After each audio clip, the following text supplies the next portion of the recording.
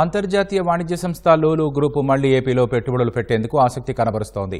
గత టీడీపీ ప్రభుత్వ హయాంలో కుదిరిన ఒప్పందం మేరకు పెట్టుబడులు కార్యరూపం దాల్చే సమయంలో 2019లో అధికారంలోకి వచ్చిన వైసీపీ ఆ సంస్థను రాష్ట్రం నుంచి తరిమేసింది.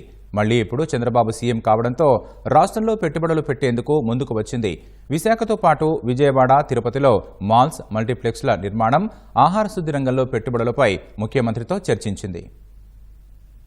5 ఏళ్ల క్రితం జగన్ ప్రభుత్వ విధానాలతో విసికి వేసారి ఆంధ్రప్రదేశ్లో ఇక ఎప్పటికీ పెట్టుబడులు పెట్టబోమంటూ రాష్ట్రం నుంచి వెళ్లిపోయిన అంతర్జాతీయ సంస్థ లులు గ్రూప్ చంద్రబాబు ముఖ్యమంత్రి కావడంతో మళ్లీ ఏపీలో అడుగుపెట్టింది. సంస్థ చైర్మన్ యూసఫ్ అలీ తన బృందంతో కలిసి అమరావతికి వచ్చి ముఖ్యమంత్రి చంద్రబాబుతో సమావేశమయ్యారు. సీఎం వారికి సాదర స్వాగతం పలికారు. తర్వాత రాష్ట్రంలో పెట్టుబడులకు ఉన్న అవకాశాలపై చర్చించారు. విశాఖపట్నంలో మాల్, మల్టీప్లెక్స్, విజయవాడ, తిరుపతిలో హైపర్ మార్కెట్, మల్టీప్లెక్స్ల నిర్మాణంతో పాటు ఆహార శుద్ధి రంగంలో పెట్టుబడులకు యూసఫ్ అలీ ఆసక్తి కనబరిచారు. సులభతర వాణిజ్యం, వేగవంత వ్యాపారానికి తాము ప్రాధాన్యం ఇస్తున్నామని ఈ సందర్భంగా చంద్రబాబు వారికి తెలిపారు. లులు గ్రూప్ వంటి సంస్థల రాకతో పారిశ్రామికవేత్తల్లో ఏపీలో పెట్టుబడులపై చర్చ జరుగుతుందని, ఇది రాష్ట్రానికి మేలు చేస్తుందని అభిప్రాయపడ్డారు. పెట్టుబడుల్ని ప్రోత్సహించేందుకు తాము తీసుకొస్తున్న నూతన పాలసీలను వివరించారు. ఏపీలో తిరిగి పెట్టుబడులు పెట్టేందుకు లులు గ్రూప్ ఆసక్తి చూపడం, 3 ప్రాంతాల్లో ప్రాజెక్టులకు ముందుకు రావడంపై సీఎం ధన్యవాదాలు తెలిపారు.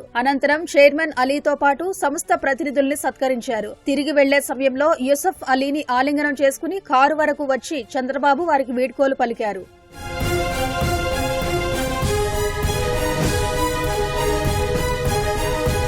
విశాఖలో 2200 కోట్ల పెట్టుబడితో షాపింగ్ మాల్, 5000 సీట్ల సామర్థ్యంతో అంతర్జాతీయ స్థాయి కన్వెన్షన్ కేంద్రం, 5 నక్షత్రాల హోటల్ నిర్మాణం ద్వారా 10,000 మందికి ఉపాధి కల్పించే లక్ష్యంతో 2018 సంవత్సరంలో జరిగిన పెట్టుబడిదారుల సదస్సులో లులు గ్రూప్ తో ఆంధ్రప్రదేశ్ ప్రభుత్వం ఒప్పందం చేసుకుంది. 13.83 ఎకరాల భూమిని కేటాయించడంతో లులు గ్రూప్ అంతర్జాతీయ కన్సల్టెంట్లతో డిజైన్లు తయారు చేయించింది. ప్రాజెక్టుకు శంకుస్థాపన కూడా చేసింది. వైసీపీ అధికారంలోకి రావడంతోనే భూ కేటాయింపుల్లో అవకతవకలు జరిగాయని బురద చల్లే ప్రయత్నం చేయడంతో పాటు రివర్స్ టెండరింగ్ పేరుతో ఒప్పందాన్ని రద్దు చేసింది.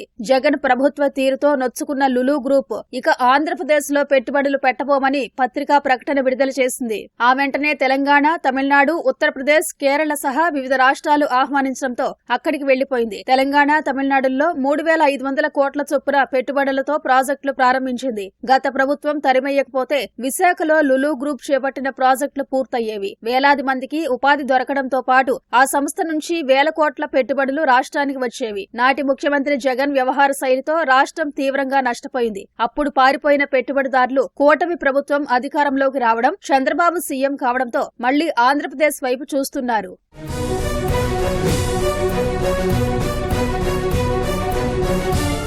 లులు సంస్థతో భేటీపై సామాజిక మాధ్యమం ఎక్స్లో స్పందించిన సీఎం తన పాత మిత్రులు మళ్లీ తిరిగి వచ్చారని హర్షం వ్యక్తం చేశారు. సంస్థకు ప్రభుత్వ పరంగా అన్ని విధాలా సహకరించేందుకు సిద్ధంగా ఉన్నామని ముఖ్యమంత్రి వారికి హామీ ఇచ్చారు.